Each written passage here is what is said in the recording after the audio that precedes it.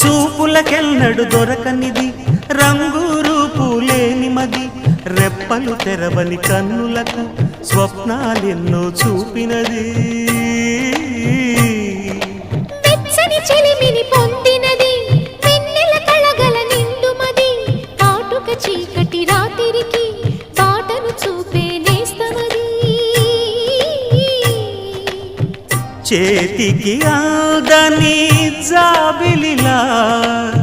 కాంతులు పంచే మణిదీపం